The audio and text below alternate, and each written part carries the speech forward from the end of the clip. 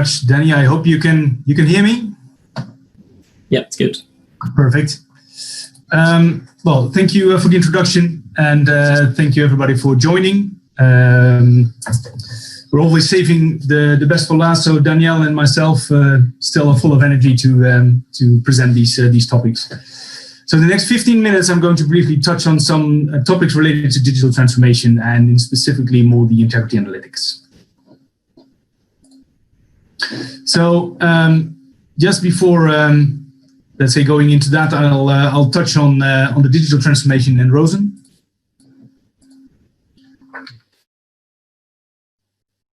So the ROSEN group, as you can see, this is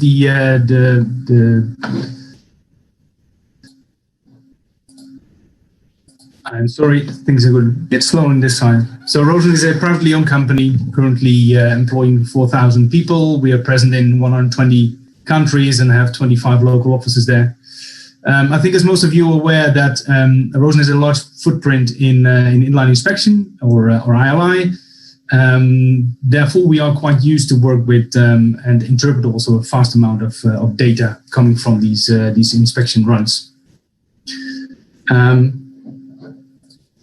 So in order to make information out of data, we combine our diagnostic solutions capability with our 200 integrity experts in the Integrity Solutions Group. And this combination of the two is actually where you find the examples of the digital transformation. So before getting into these two topics, or I'd like to discuss two topics on the more the, let's say, activities ROSEN is working on related to digital transformation before going into the integrity analytics part. So one of them is, and I also, Rob has been touching on that as well, is actually the use of digital platforms. So ROSEN has a digital platform that has been called NEMA. So in digital transformation, this is actually changing the way we interact with our customers. That is where we have the data from, for example, the inline inspection, where we provide the knowledge to interpret this data to make sure that we actually get information out of that. We then combine that and bring that to a platform where you can actually use it and share it with our customers. So this is actually not only a way to digital way to present it to customers and to send on the all the results that we have from ILI runs and analysis, but this also means that we internally change the way we work. So that is a sort of digital transformation to ourselves as well.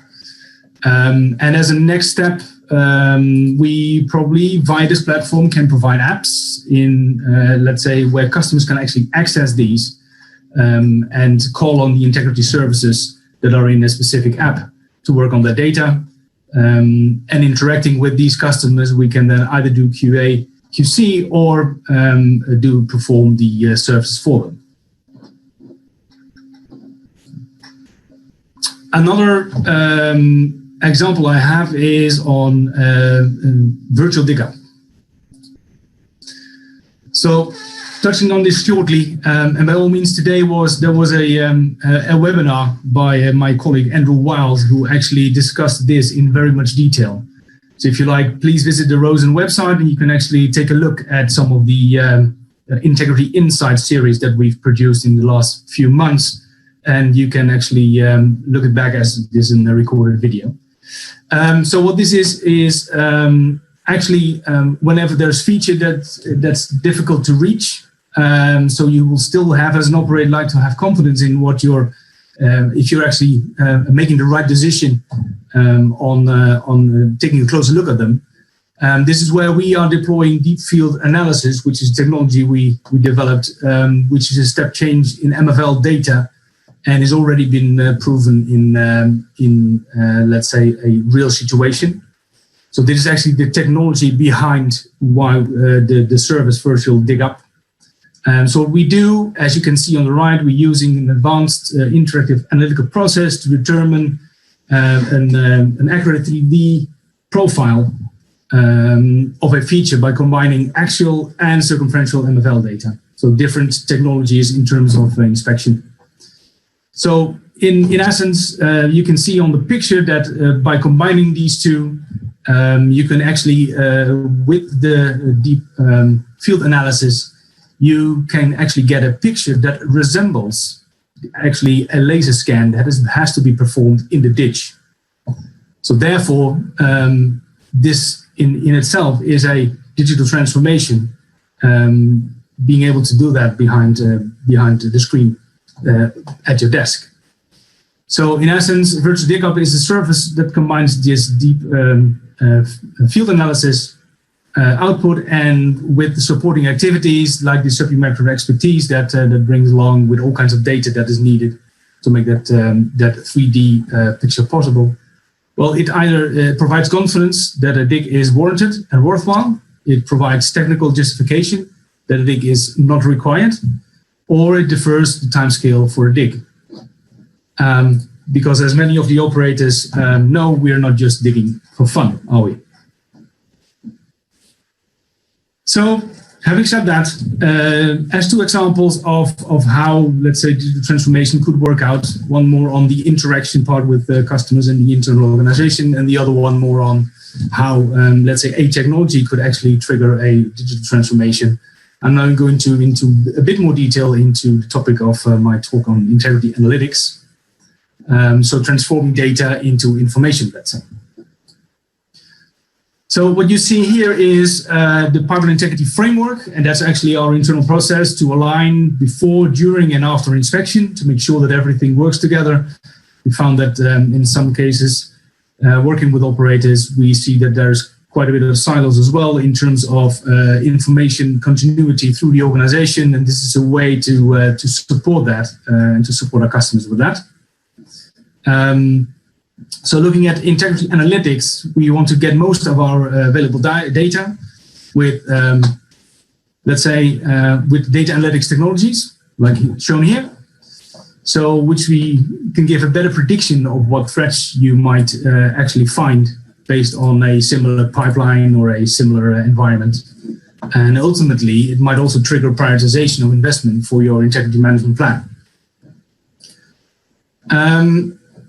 So actually looking at our data, what can we predict in terms of change in asset condition, for example? So data science for pipeline integrity management. So on the left, you'll see there's a lot of data in our systems. And I think that also in the panel discussion and in the keynote address from Rob, there was already mentioning of the data, what the quality of data is, and maybe not trying to just build models and algorithms, but also trying to do something with the data, which I agree. So there's a few steps, let's say. Descriptive analytics, that's actually looking, so what has happened? Then looking into a bit more detail, so if we know what has happened and we have that information ready, so how does that actually go into predictive analytics? So that's where we want to predict actually what will happen. And even a step further, I'll take you with, and even a step further, you'll see that there is going to be prescriptive analytics. So what should we do, given the fact that we know what we know from our data already?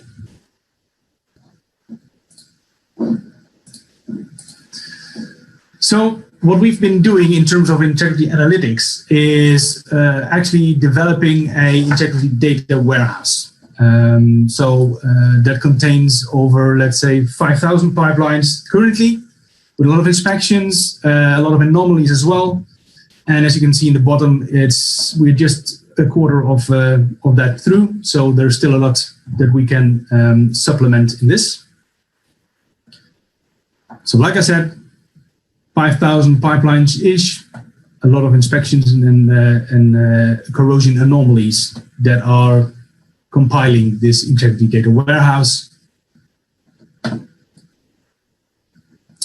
So first of all, what we are doing with this is starting with descriptive analytics, and then we can later on use this also to do the predictive analytics as a second step.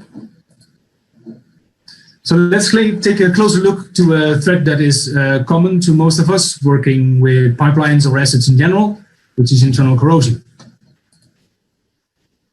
So again, pipelines in the integrity data warehouse, and then we'll look at quite a vast amount of internal corrosion anomalies. So that is an interesting amount of data for predictive analytics, I would say. And looking at predictive analytics, you can actually see what is already inside this data. So you can, for example, for pipelines look, so where are the most of the pipelines actually at? So you can clearly see where the majority of the pipelines are, which shouldn't be a surprise, I think, in the industry. Another thing you can get from, let's say, the analytics, descriptive analytics, is actually the construction dates, for example. So you can look at when pipelines have been built. So that can either be starting in the 1940s, building up in the 1990s, and gradually decreasing again.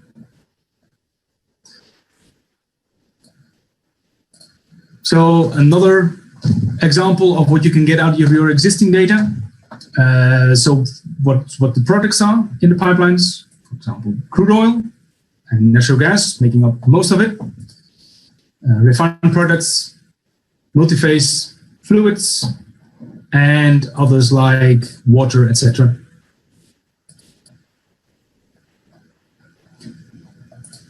So then into more the corrosion topic, so you can actually get also the corrosion rate over this batch of pipelines and see where that is. And for the trained eye and the statistics amongst us, that is quite okay, given the fact that it's 0.5 millimeters per year corrosion growth over that batch of pipelines. You can also look at the corrosion growth rates between oil and gas, different products, and you can already start to see distinct differences in terms of the spread and in terms of, let's say, also the peak, the frequency. So that more or less concludes the descriptive analytics. So what is already there and what has happened more or less in the past. So looking back and being at present. Now, what can we do with that same integrity data warehouse based on the descriptive analytics and take it one step further into the predictive analytics? So what will happen? Can we predict based on the data? So, for example, in the corrosion sphere, can we already predict features or corrosion growth in uninspected pipelines or non-inspectable pipelines for the same matter? So, well, perhaps take a look at what we've already inspected and see if there's a similarity and make sure that we actually can make use of this vast amount of data that we already have. Put some algorithms to work and maybe even look at, and Stephen also touched on that in an earlier presentation, get some supervised machine learning going for you. So take, for example, a crude oil pipeline with the parameters as shown below. So what you can then do is look up your corrosion model in one of the standards that is readily available. And I think, as you can see, it's quite a bit of a spread, a relatively large spread, I would say, and also the magnitude of corrosion growth. So that is one way of trying to predict corrosion growth based on a standard. So what if we try to do that with the integrity data warehouse for the same? Well, I mean, everybody would agree that this is a somewhat nicer picture to look at, well, from a distribution point of view, also from a probability density point of view on this axis. So if you put that in one plot, you'll see that there is quite a bit of difference between the two of them. So on one hand, a corrosion model for non-inspected pipeline based on the code, and for the other, looking at the inspected pipelines in the ILI data. So what we can then do is say, okay, well, what if we use a method, a technique called Bayesian statistic networks? I think most familiar with everybody, and put that as an input for your supervised machine learning. So you'll create a model. You actually compare that with the measurement, with the knowns. You start adding all the features of that specific pipeline that you want to look at, which is unknown to you. And then look at what has already been in your database from previous inspections. So that will give you, the right side of the angle will give you actually a ILI corrosion growth rate. And what you're interested in is actually for the left side to see, okay, so what can I predict as a sort of a, let's call it a true corrosion growth rate or an inverted corrosion growth rate.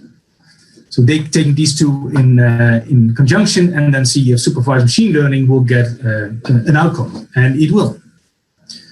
This is what we came up with an actual situation for a pipeline for a operator. So putting them nicely next together, you'll see that the Bayesian model and based on, let's say, the supervised machine learning actually gives you quite an interesting plot as well. Much more towards the ILI data, so the inspected pipelines. And to put a bit of context there, so this looks already much better. If you also take some cost into account, then in this specific case, there were 69 repairs, not all single repairs. Of course, some of them are clustered, and that would take approximately $3 million to repair. Whereas you would take the uninspected pipeline Bayesian model, you'd actually have no defects to repair.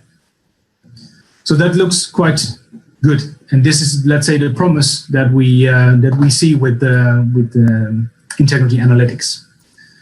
So we now more or less showed you how that works for a corrosion model. So the internal corrosion, even you can also do it for external corrosion and for types of corrosion.